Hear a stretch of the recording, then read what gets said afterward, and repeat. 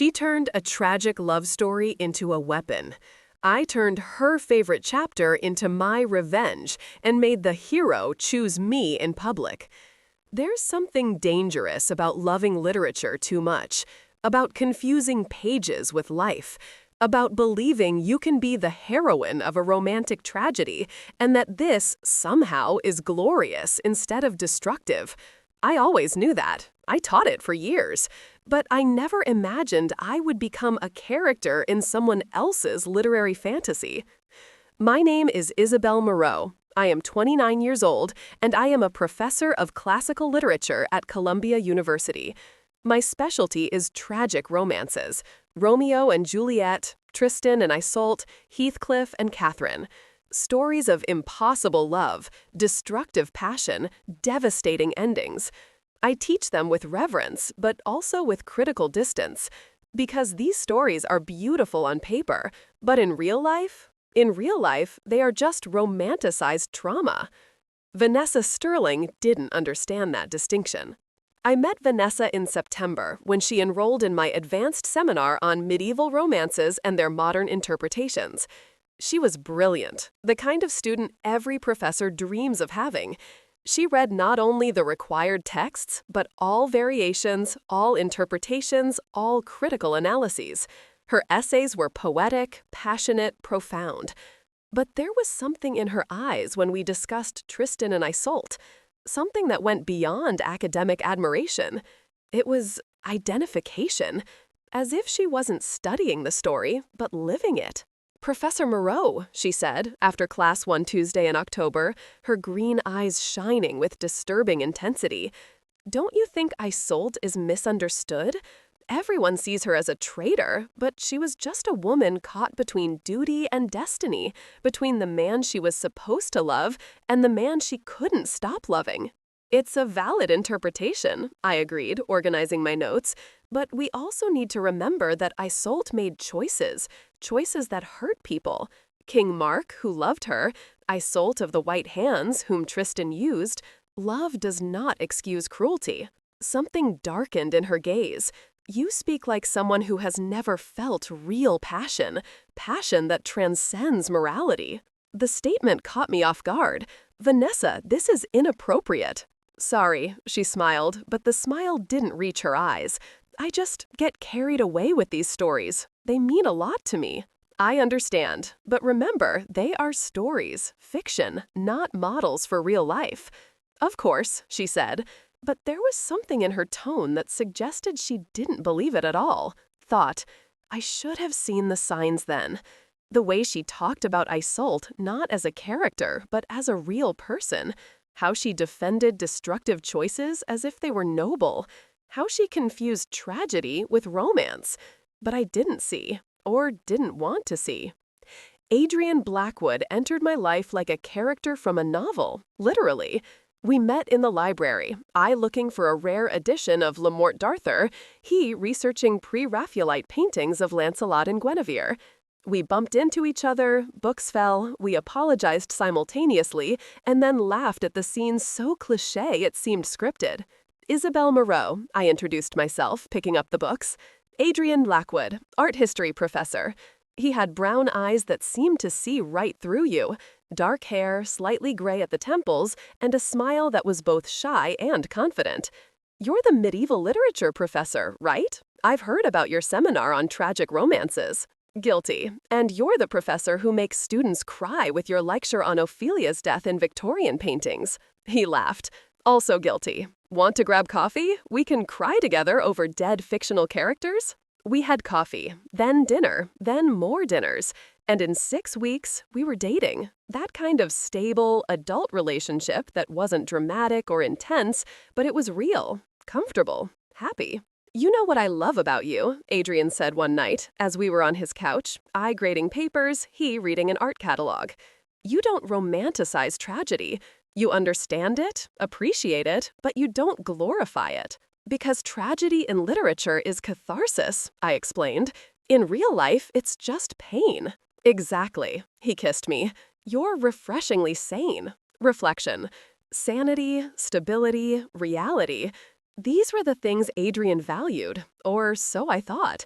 But I found that even rational men can be seduced by narratives, especially when the narrative casts them as tragic heroes.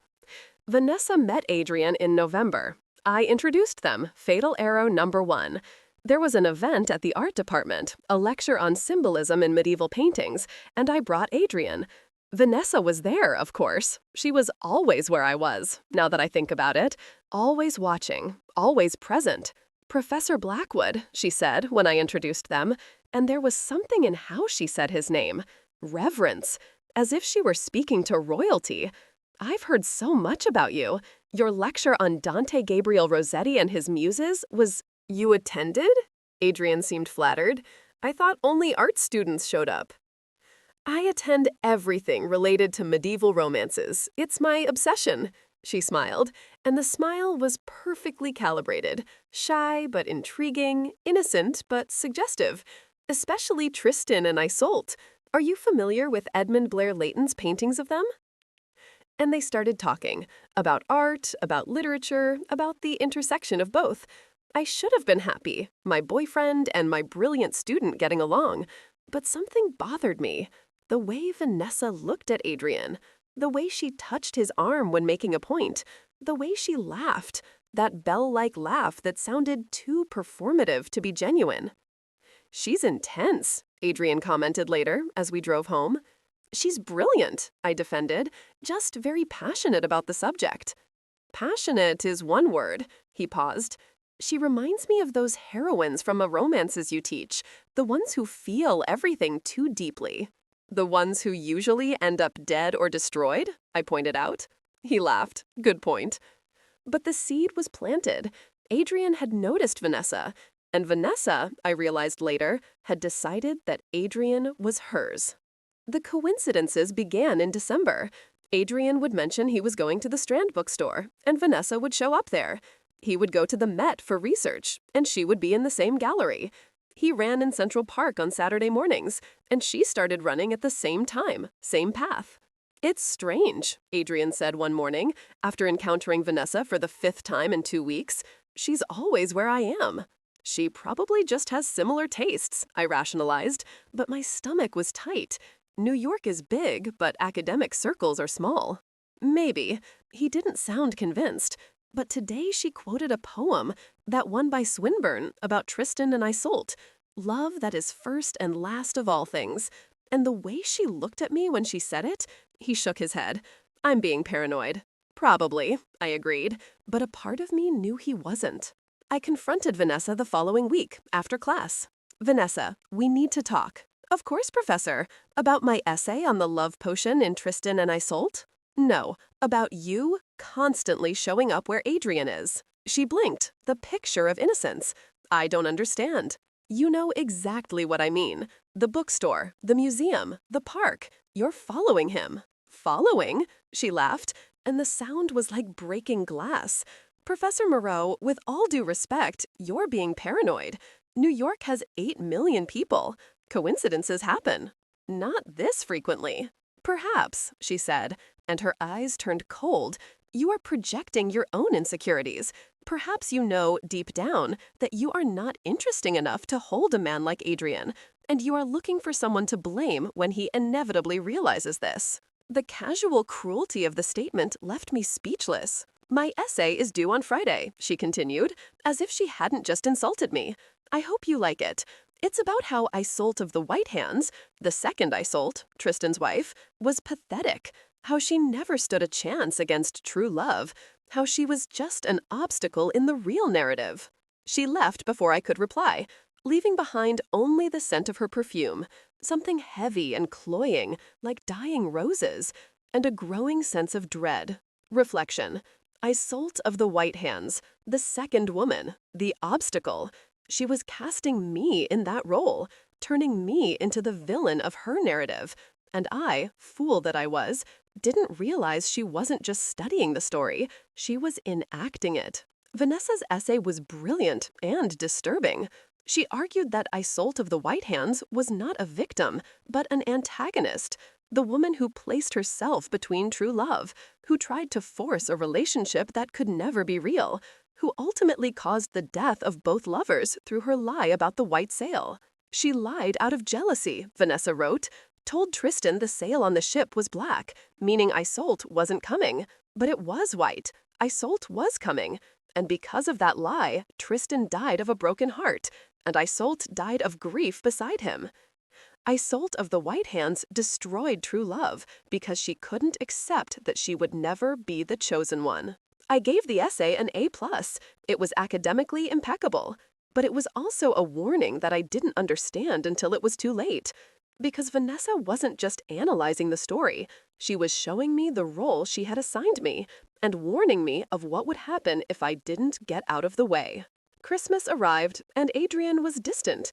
Not dramatically, just absent, as if part of him was elsewhere. "Are you okay?" I asked on Christmas Eve as we decorated the tree in his apartment. "Yes, just thoughtful." "About?" He hesitated. "Do you ever wonder if you're living the right life? If you chose the right path?" My stomach dropped. "What do you mean?" "I don't know.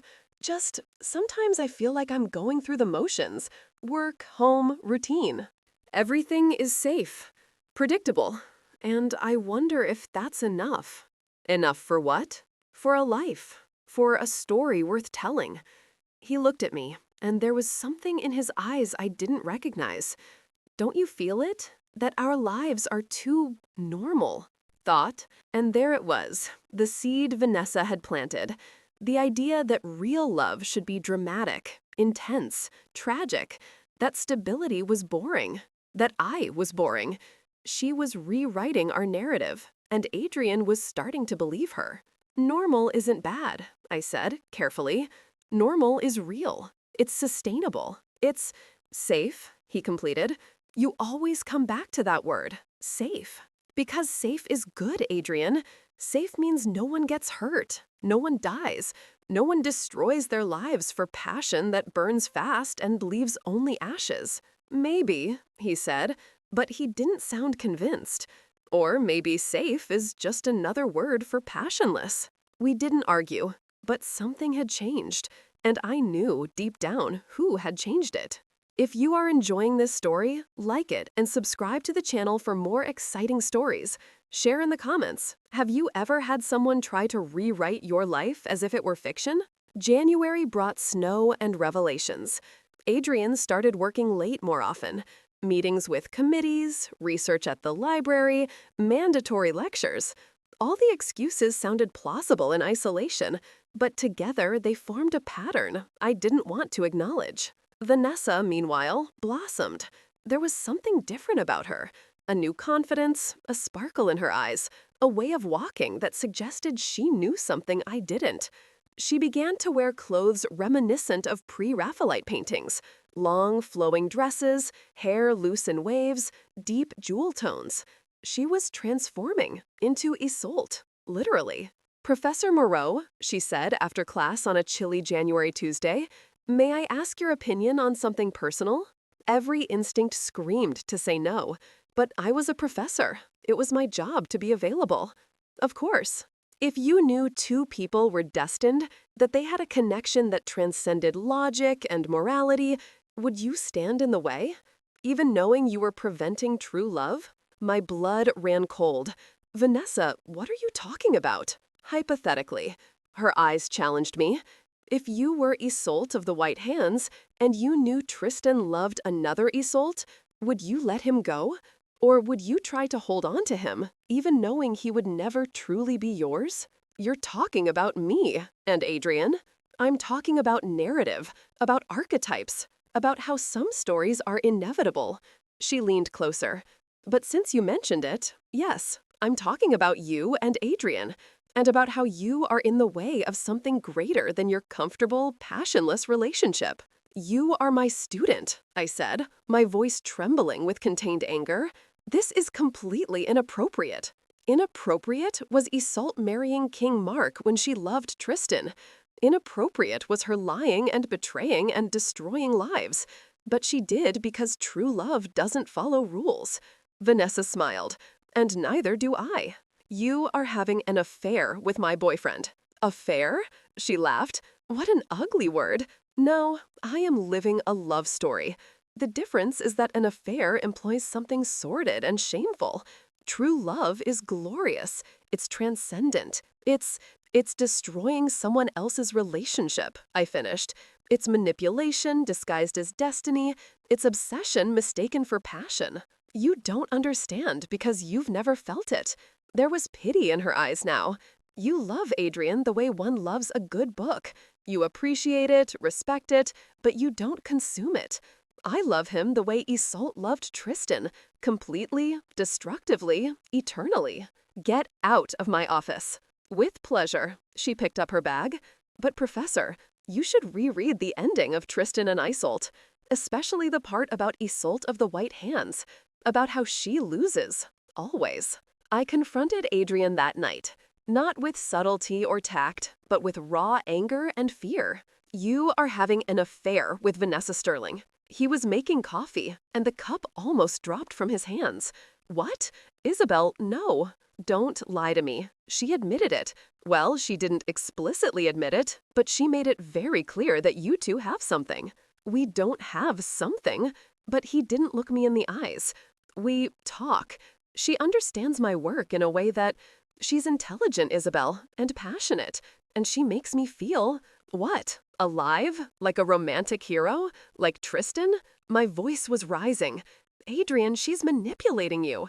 She's obsessed with this story and she's trying to recreate it in real life. You're being paranoid. I am a literature professor. I recognize narrative when I see it. She's using tropes, Adrian. Coincidental encounters, romantic quotes. She's creating a story where you're the tragic hero, she's the passionate heroine, and I'm the obstacle. Maybe, he said, and his voice was cold in a way it had never been. You are the obstacle. Not because she's creating a narrative, but because you are incapable of feeling anything beyond academic analysis. The words hit me like physical blows. I love you, I whispered. You love me the way you love your books, with distance, with criticism, without losing yourself in it. He finally looked at me, and there were tears in his eyes. Vanessa, she gets lost. She feels with every fiber of her being. And being near that, it's like waking up after years of sleeping. Thought. And there it was, the complete seduction. Vanessa hadn't just created a narrative, she had convinced Adrian it was real. That destructive passion was better than stable love. That I was the villain for being sane. So you choose her? I don't know what I choose. I just know that I need time. I need to think. There's nothing to think about, Adrian. Either you love me and stay with me, or you love her fantasy and go to her. But don't make me be the woman who waits while you decide. Isabel, get out. My voice was dead. Get out of my apartment, and don't come back until you've decided. He left, and took my heart with him. Thomas Reed found me crying in the library 3 days later. Thomas had been my best friend since graduate school, head librarian, connoisseur of obscure literature, and the only person who understood my obsession with narrative as much as I did. Isabel, he said, sitting beside me among stacks of books on medieval romances, you look terrible. Thanks, you always know what to say. It's a gift. He handed me a tissue. Spill it. I told him everything. Vanessa, Adrian, the narrative, the manipulation. When I finished, Thomas was quiet for a long moment. She's recreating Tristan and Isolde, he finally said. I know. No, you don't understand. He stood up, starting to pull books from the shelves. She's not just drawing inspiration from the story, she's following the script. Look, coincidental encounters, building tension, declaration of impossible love, obstacle in the form of the current wife/girlfriend. I'm Isolde of the White Hands, I said bitterly. She made that very clear. Exactly. And you know what Isolde of the White Hands does in the story? She lies about the sale, says it's black when it's white. Tristan dies thinking Isolde didn't love him, and then Isolde dies of grief. Yes, but Thomas pulled out a specific book, an obscure compilation of variations of the Tristan legend. There are other versions where Isolde of the White Hands isn't just a passive victim. He opened to a marked page. In this 13th century French version, Isolde of the White Hands realizes she's being used, and instead of accepting the role of victim, she rewrites the narrative.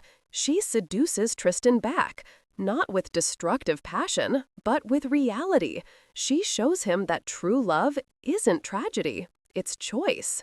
And it works? In this version, yes.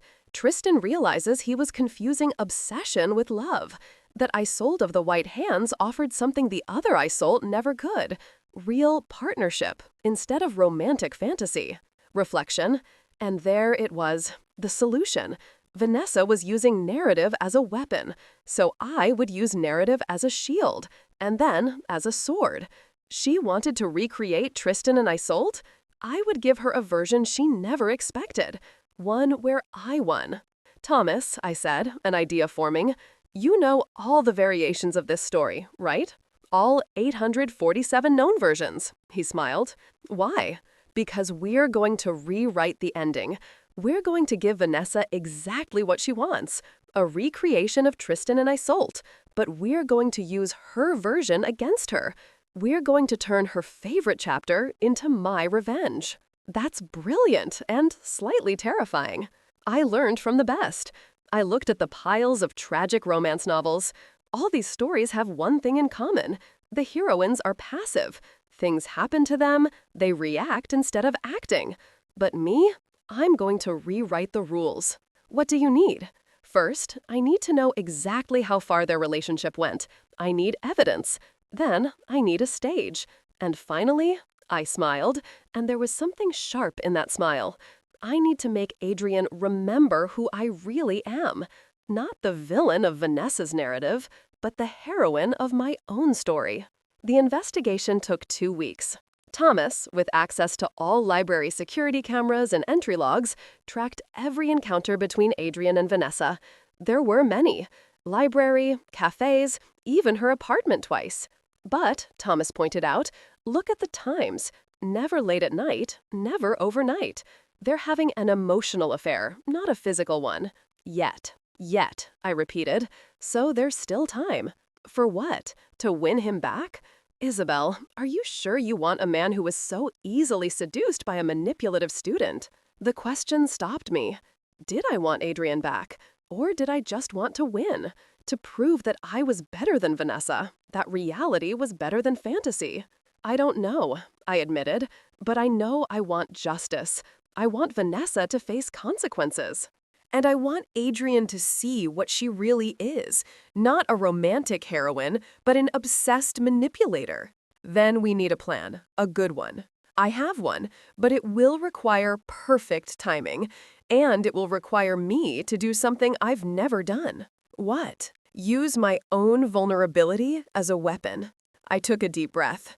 Vanessa is recreating Tristan and Isolde, so I'm going to give her the climax of the story, the moment where everything falls apart. But I'm going to rewrite the ending.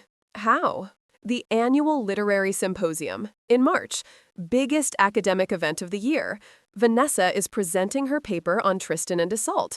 She told me that months ago. Adrian will be there as a special guest to talk about artistic representations, and I smiled.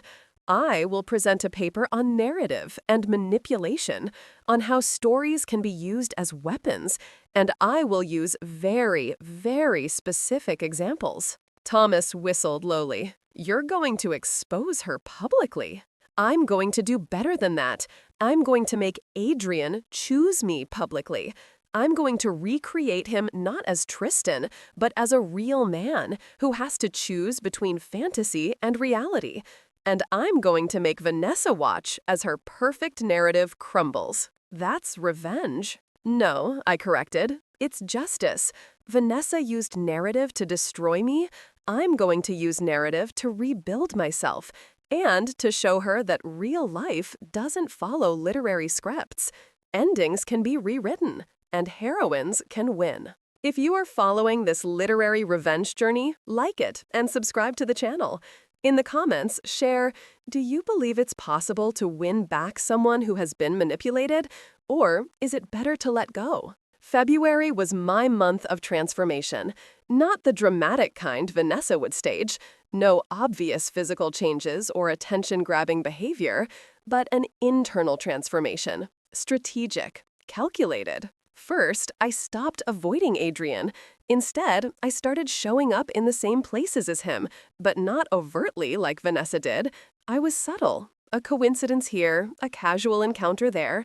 And when we saw each other, I didn't beg, didn't argue, didn't show desperation. I showed indifference. Polite, civilized indifference. Isabel, he said, the first time we accidentally met in the campus coffee shop. He looked nervous, guilty. How are you? Fine. Busy with the symposium. You're presenting on pre-Raphaelite paintings, right? Yes. You'll be there? Of course. I'm presenting a paper. I smiled, casually, on narrative manipulation in medieval romances. It should be interesting. Something crossed his face. Concern?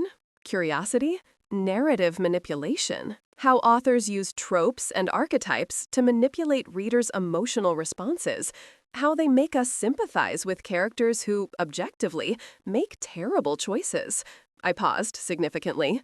How they romanticize destructive behavior. That sounds specific. Literature always is. I picked up my coffee. It was good to see you, Adrian. Good luck with your presentation. I left before he could reply, leaving him with questions and no answers, exactly as planned. Thought. Vanessa had seduced Adrian with intensity, so I would seduce him with mystery. She was predictable in her passion. I would be unpredictable in my calm. She made him feel like a tragic hero. I would make him question if he was a hero or a fool. My mother, Dr. Helena Morau, Professor Emerita of Comparative Literature and the most perceptive person I know, visited me in mid-February. You're planning something, she said without preamble, sitting on my couch with a cup of tea. I recognize that look. It's the same look you had when you were writing your dissertation and discovered the fatal flaw in your advisor's argument. I'm not planning anything. Isabel, I raised you. Don't lie to me. She took a sip of tea. Is it about Adrian and that student? How do you know about that? Academic circles are small, and your colleague, Professor Chen, mentioned that a graduate student is exhibiting concerning behavior. Obsession with Tristan and assault, following professors, trying to recreate medieval narratives. She looked at me. Vanessa Sterling, right? Right. And she seduced Adrian using the very story you teach. Basically. My mother was silent for a moment. You know she's sick, right? Not sick as an excuse, but genuinely disturbed. What she's doing is a dissociation from reality. She truly believes she's living an epic love story. I know, but that doesn't make it any less destructive. No, but it means that confronting correctly can be dangerous. People who confuse fiction with reality, when reality doesn't match their narrative, they can break. Or worse, they can try to force reality to conform. Reflection. My mother was right. Vanessa wasn't just manipulative, she was delusional. And delusions, when challenged, can lead to unpredictable behavior. But I was committed now. The plan was in motion, and I couldn't stop, even if I wanted to. So what do? I asked. Do I let her win? Do I let her destroy my relationship and move on as if nothing happened? No. You expose her, but carefully, with witnesses, with evidence, and with an exit route if things get dangerous. She took my hand. Isabel, whatever you're planning for the symposium, be careful. Narrative is powerful, but real people don't follow scripts. And when you break someone's narrative, they might break with it. Vanessa sought me out a week before the symposium. I was in my office, reviewing my paper, when she appeared without knocking. Professor Moreau, we need to talk. Vanessa, you should have made an appointment. This can't wait. She closed the door behind her, and something in her demeanor put me on alert. She was agitated, her eyes too bright, her hands trembling slightly. You need to stop. Stop what? Trying to win Adrian back, showing up where he is, playing mind games. Her voice was rising. He chose me. He loves me. But you keep meddling in our story. Your story. I kept my voice calm. Vanessa, do you realize you're talking about real life as if it were fiction? Life imitates art. It always has. And our story, mine and Adrian's, it's epic. It's true love. It's obsession. I stood up, keeping the desk between us. Vanessa, you need help. Professional help. What you're doing isn't love. It's pathological fixation. You don't understand. She was screaming now. You never understood. You teach these stories, but you've never felt them, never loved so deeply that it transcends reason, never wanted something so much that you would do anything, including destroying someone else's relationship, manipulating a vulnerable man, confusing reality with fantasy. It's not fantasy. Tears streamed on her face now. It's real, more real than anything you had with him. He told me. He said being with me is like waking up, that you were just safe, boring, a placeholder until he found true love. The words should have hurt me, but I was beyond that now, because I could see what my mother saw. Vanessa wasn't just manipulative. She was broken, lost in a narrative she couldn't separate from reality. Vanessa, I said, gentle but firm, you need to leave my office, and you need to seek help. I can give you names of specialized therapists. I don't need a therapist. She threw something onto my desk, a thick envelope. I need you to get out of my story. She left, slamming the door so hard that the books on the shelves rattled. I opened the envelope with trembling hands. Inside were photos, many photos. Adrian and Vanessa in cafes, libraries, galleries. But these weren't surveillance photos. They were selfies. Photos Vanessa had taken, showing her and Adrian together, smiling, close. And beneath the photos, a note in elaborate handwriting. He chose me. He would always choose me. Because I am Isolde, the true, the only one. And you are merely the woman he had to leave to find his destiny. Accept your role in the story. Exit the stage. Or I will make you exit. Thought. A threat. Clear, unequivocal threat. Part of me wanted to go to the police, to the department, to administration. But another part, the part that was tired of being a victim, wanted to end this on my terms, at the symposium, publicly, definitely. I photographed everything, sent copies to Thomas, to Mia, whom I had recruited as a witness, and to my mother. Then I put the originals in a safe place. Because if Vanessa wanted an epic story, I would give it to her. Not hers. Adrian called me 2 days before the symposium. His voice was strange, tense, confused, almost desperate. Isabel, I need to see you. We need to talk. About everything. About Vanessa, about us, about, I think I made a terrible mistake. My heart raised, but I kept my voice neutral. You think? I know. Isabel, she's not who I thought. Or maybe she's exactly who you said she was, and I was too blind to see. He took a deep breath. She's getting too intense, possessive. She shows up at my apartment unannounced, calls 10 times a day, and when I try to set boundaries, she cries, says I'm destroying our true love, that I'm betraying our destiny. She's recreating Tristan and Isolde, I said, emotionless. I warned you. I know. And I was an idiot. I let myself be seduced by the intensity, by the way she made me feel important, special, like the protagonist of something epic. His voice broke. But Isabel, I don't want epic. I want real. I want you. Part of me, the part that still loved him, wanted to say yes immediately, to run to her, forgive everything, start over. But the stronger part, the part that had grown through this pain, knew it wasn't that simple. Adrian, I said, carefully, you hurt me deeply. You chose to believe her narrative instead of trusting me. You made me feel like an obstacle, like a villain, like less. I know, and I'll spend the rest of my life regretting it. He paused. But Isabel, I love you. I really do. Not in the intense, destructive way Vanessa wants, but in the real, lasting way you always said mattered. Then prove it. How? Come to the symposium, listen to my presentation, And then, when Vanessa tries to reclaim you, because she will, choose publicly, definitely, unambiguously. I took a deep breath. Choose reality over fantasy. Choose partnership over destructive passion. Choose me. Silence. Long. Heavy. I will, he finally said.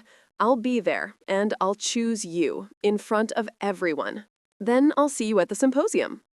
I hung up before he could say more, because that was all I needed. Not private promises, not whispered apologies, but a public choice, a clear declaration. Vanessa wanted a climactic scene, I would give it to her, but the ending would be mine.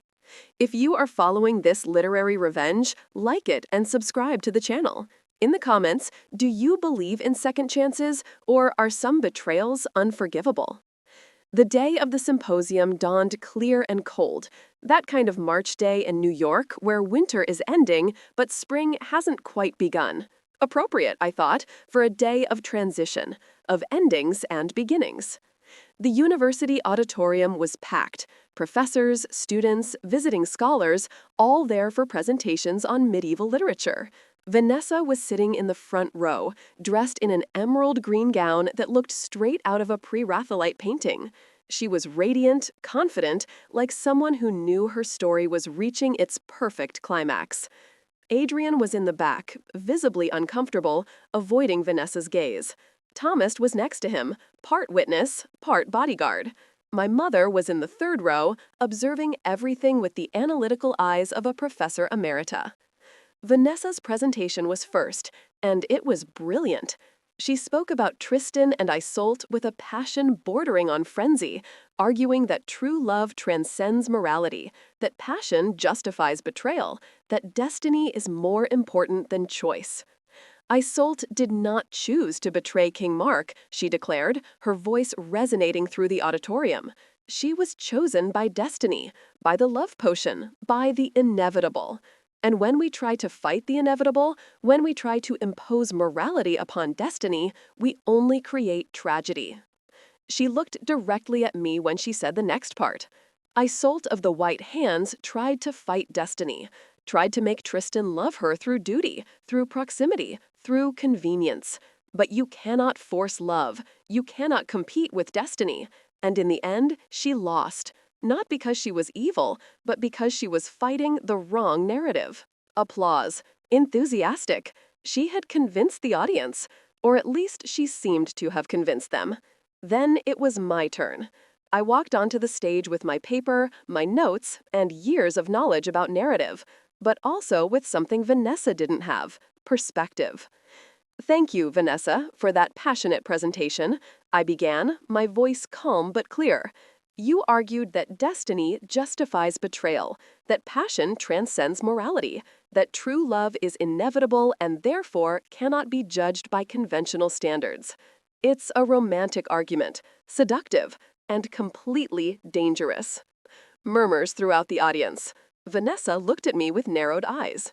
My presentation today, I continued, is about narrative manipulation, about how authors, and sometimes people in real life, use tropes and archetypes to justify destructive behavior, about how they romanticize obsession, glorify tragedy, and turn victims into villains.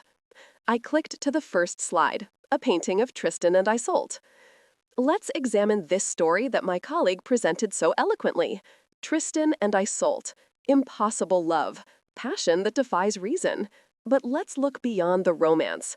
Let's see what truly happens. Next slide. A list of consequences. King Mark, who genuinely loved Isolde, is betrayed and humiliated. Isolde of the White Hands, Tristan's wife, is used and discarded.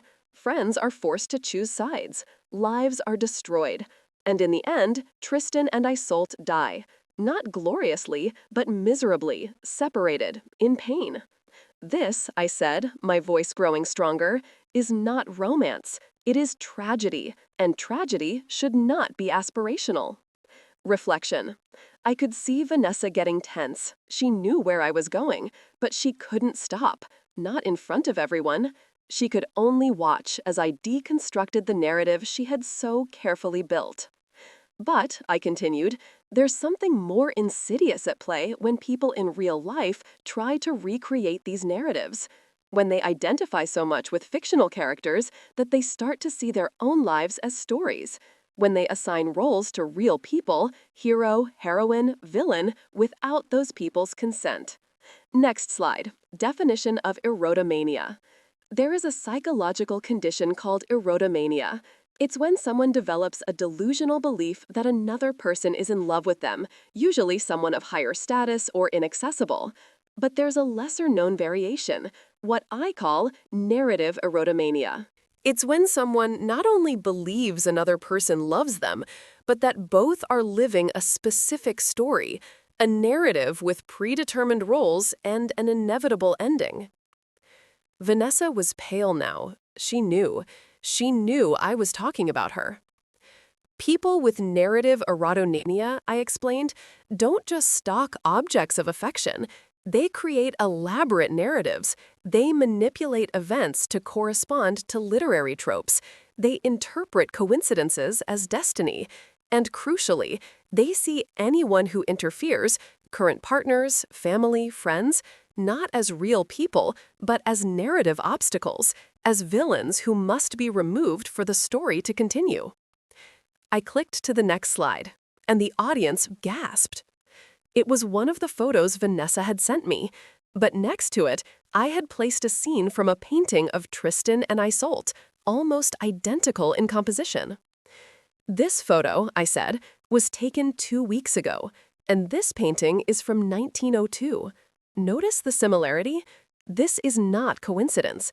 It is deliberate recreation.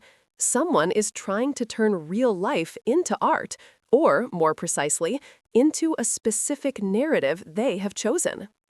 More slides, more comparisons. Every coincidence between Vanessa and Adrian mirroring scenes from Tristan and Isolde.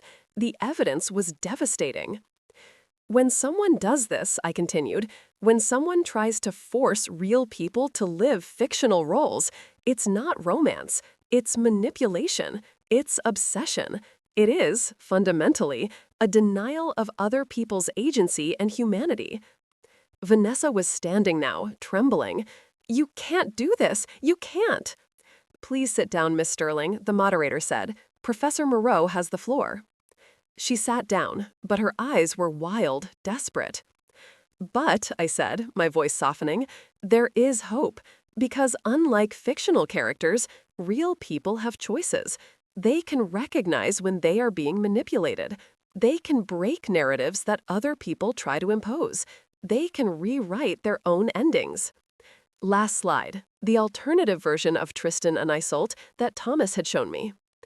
There is a version of this story that few know, a 13th century French version, where Isolde of the White Hands is not a passive victim. She recognizes that Tristan is obsessed with fantasy, with an idealized memory of the other Isolde, and she does something radical. She shows him reality, shows him that true love is not passion that burns and destroys. It is partnership that builds and sustains.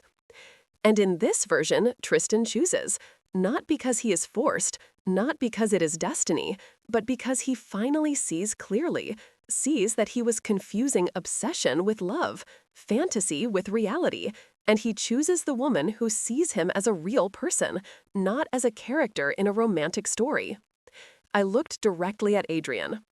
So today, here, I ask a question, not just to the subject of this presentation, but to anyone who has ever been seduced by narrative instead of reality. Do you choose the fantasy, the passion that burns fast and leaves ashes, the tragic story that seems epic but is merely destructive? Or do you choose reality, love that is less intense but more lasting, partnership that is less dramatic but more genuine, life that is your own story, not someone else's recreation? Absolute silence in the auditorium. Adrian stood up, slowly, deliberately, and began to walk towards the stage. Vanessa stood up too, blocking his path. "Adrian, no, you can't. Our story." "It's not a story," he said, gentle but firm.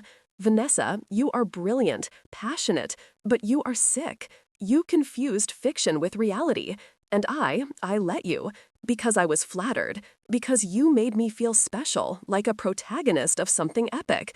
But Isabel is right. This wasn't love. It was obsession disguised as destiny. No, Vanessa was crying now. You love me. You told me. We are Tristan and Isolde. We are real people, Adrian interrupted, with real choices. And I choose reality. I choose the woman who sees me as I am, not as a character. I choose Isabel. He walked onto the stage, stood beside me, and in front of everyone, professors, students, academics, he kissed me. It wasn't a movie kiss. It wasn't dramatic or cinematic. It was real, genuine, a clear choice. Vanessa let out a sound, something between a sob and a scream. Then she ran from the auditorium, the door slamming behind her. Thought, I should have felt triumph, victory, but all I felt was emptiness. Because yes, I had won. I had proven my point. I had gotten Adrian back. But at what cost? Vanessa was broken, and part of me wondered if I had just used narrative as a weapon as effectively as she had. Afterward, in the hallway, my mother pulled me aside. That was brilliant and cruel, she said. You destroyed her publicly. She destroyed my relationship. Yes, but she's sick, Isabel, genuinely sick, and you just broke the only thing that kept her functional, her narrative. Guilt hit me. What should I have done? Let her win? No, but maybe not so publicly, maybe with more compassion. She sighed. But what's done is done. Now you need to decide. What comes next? You won Adrian back, but do you still want him? Or was this just about winning? The question haunted me for the rest of the day. If you are following this story, like it and subscribe to the channel. In the comments, did Isabel go too far? Or did Vanessa deserve the public humiliation? 3 days after the symposium, Vanessa was hospitalized. Not by court order. She went voluntarily after her advisor and the psychology department intervened. Narrative erotomania, the doctor said. Personality disorder with obsessive characteristics. Dissociation from reality. She needed help. Real, intensive, professional help. Part of me felt relief. Another part felt overwhelming guilt. You didn't cause her illness, Thomas said when I visited the library, seeking comfort in books as I always did. You just exposed her. And yes, it was public. And yes, it was humiliating. But Isabel, she was threatening you. She was destroying your life. You had a right to defend yourself. But I could have done it differently. I could have gone to the administration privately. I could have let her keep manipulating people, keep creating dangerous narratives. Isabel, you're a professor. How many other students could she have done this to later? How many other lives could she have destroyed? He took my hand. You did the right thing. It just doesn't feel good because you have empathy, which, ironically, is what makes you a better person than her. Reflection. Justice rarely feels good. Revenge, perhaps, brings temporary satisfaction. But real justice, the kind that involves consequences and responsibility, usually leaves everyone a little hurt, a little stained. Because real life is not literature. There are no pure villains and pure heroines, just people making choices, some better than others. Adrian and I didn't get back together immediately. It would be too easy, too clean, too much like a fairy tale ending. And I had learned that real life doesn't follow fairy tale narratives. I need time, I told him a week after the symposium, when we met for coffee. Not because I don't love you, but because I need to be sure I'm coming back for the right reasons. What would be the wrong reasons? He asked. Because I won, because I proved my point, because I want validation that I'm better than Vanessa. I paused. Or because I'm afraid of being alone. And the right reasons? Because I truly love you, because I believe we can rebuild trust, because I choose you, not as a prize, not as validation, but as a partner. I looked at him. But Adrian, you hurt me, deeply. You chose to believe her narrative instead of trusting me. And that will take time to heal. How much time? I don't know. Months, maybe longer. I took a deep breath. And you need to go to therapy. Real therapy. Because you were vulnerable to her manipulation. And we need to understand why before we can move forward. You're right. He took my hand. Isabel, I'll do the work. I'll go to therapy. I'll understand why I was so easily seduced by fantasy. I'll prove that I deserve a second chance. Not to prove it to me, I corrected, to yourself, because you deserve to understand why you made the choices you did, and you deserve to grow beyond them. I visited Vanessa 2 months later, not because she asked, she hadn't, but because my therapist, yes, I started therapy too, suggested it might bring closure. The clinic was pleasant, not institutional as I imagined, but welcoming. Vanessa was in a common room, reading. When she saw me, something crossed her face. Fear? Shame? Anger? Isabel, she said, and her voice was different, softer, more present. You came. I came. How are you? Better, clearer. She put the book aside. Ironically, it wasn't Tristan and Isolde, but a contemporary novel. The doctors say I had what they call a brief psychotic episode. I genuinely believed I was living that story. That Adrian was Tristan, I was Isolde, you were the obstacle that needed to be removed. I know. But you weren't an obstacle. You were a real person with real feelings and a real relationship. And I destroyed that because I was so lost in fantasy that I forgot people aren't characters. Tears filled her eyes. Isabel, I'm so sorry. I don't expect forgiveness. I just wanted you to know that I know. I know what I did, and I'm working to never do it again. I was silent for a moment. Part of me wanted to say it was okay, that I forgave her, that we could move on. But my therapist had taught me that forgiveness doesn't have to be instantaneous, that it's a process, not an event. Thank you for apologizing, I finally said. And Vanessa, I hope you heal, genuinely, but I can't say I forgive you, not yet. What you did, it hurt me, deeply. It made me question my worth, my relationship, my sanity. I know, and you shouldn't forgive me, not yet, maybe never. She wiped her tears. But can I ask you something? Of course. You and Adrian, are you back together? We're working on it, slowly. Good. And surprisingly, she seemed genuine. He's lucky. You're real, in ways I never was. You live in the real world, not in stories, and that's what true love needs. Thought. There was something profoundly sad about seeing Vanessa like this. Not the confident manipulator, not the intense obsessive, but just a lost young woman who had confused fiction with reality and paid a terrible price. I didn't forgive her, but I understood her a little more. 6 months after the symposium, Adrian and I were in his apartment, cooking dinner together. It wasn't dramatic, it wasn't intense, it was just normal, real, good. My therapist asked something interesting today, Adrian said, chopping vegetables. She asked if I confused love with narrative, if I needed relationships to be stories to feel alive. And I think so. Not consciously, but yes. I grew up reading novels, studying romantic art, teaching about great love stories. And somewhere, I started to believe that real love should look like those stories. Intense, dramatic, tragic even.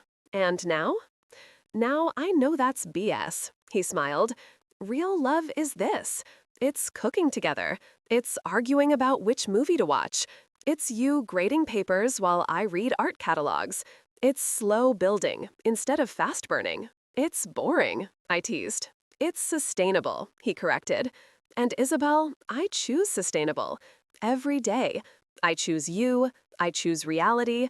I choose a life that is my own story, not someone else's recreation. I kissed him, and the kiss was real. Not cinematic, not dramatic, just genuine. I choose you too, I said. Not because you're perfect, but because you're doing the work, because you recognized your mistakes, because you're growing. We both are, he said. Growing together, at our own pace, writing our own story. A year after the symposium, Adrian asked me to marry him. It wasn't dramatic. There was no public proposal, no flash mob, nothing that felt like a movie scene. It was just the two of us, in his apartment, after a normal Tuesday dinner. "Isabel," he said, taking my hand, "I don't have a ring yet. I didn't plan this. But I'm realizing something. I'm realizing that I want to spend my life with you. Not because it's destiny, not because it's a perfect narrative, but because you are my best friend, my partner, my reality." Was that a proposal? Maybe. He laughed, nervous. "Sorry, I'm not good with grand romantic gestures. But Isabel Morrow, will you marry me?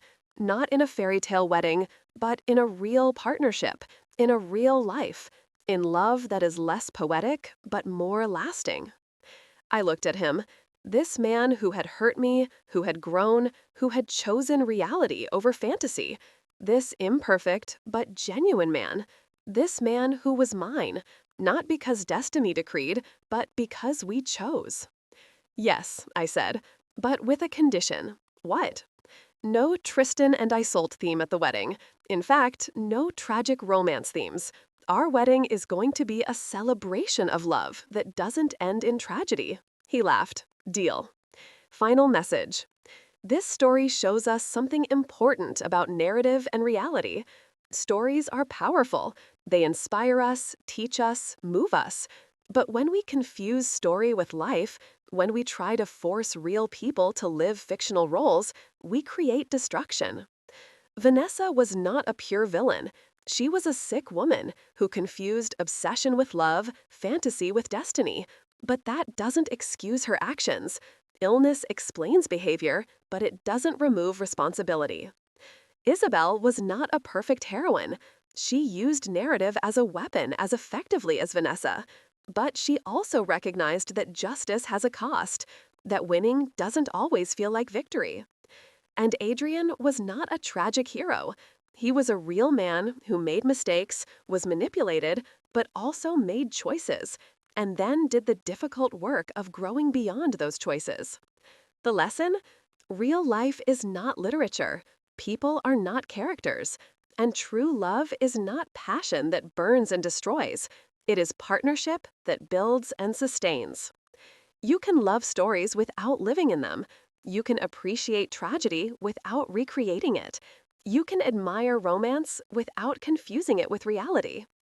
And when someone tries to turn your life into their narrative, when they try to cast you in a role you didn't choose, you have the right to rewrite the script, to reclaim your own story, to choose reality over fantasy. Have you ever had someone try to control your narrative, trying to make you live their story instead of yours? How did you reclaim your own story? If this story touched you, don't forget to subscribe to the channel and hit the notification bell. Let us know in the comments what story you'd like to hear next.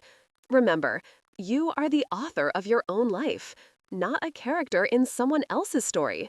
And endings can always be rewritten, on your terms, in your time, with your choices. Literature is beautiful, but real life is more important. Choose to live your own story, not someone else's. And you, what do you value more? Intense passion or lasting love? Leave your answer in the comments. There are more exciting stories appearing on your screen now. Stay with us on this journey, because in the end, we are all just trying to write our own stories. And sometimes, the greatest act of courage is to refuse the script others have written for us and write our own.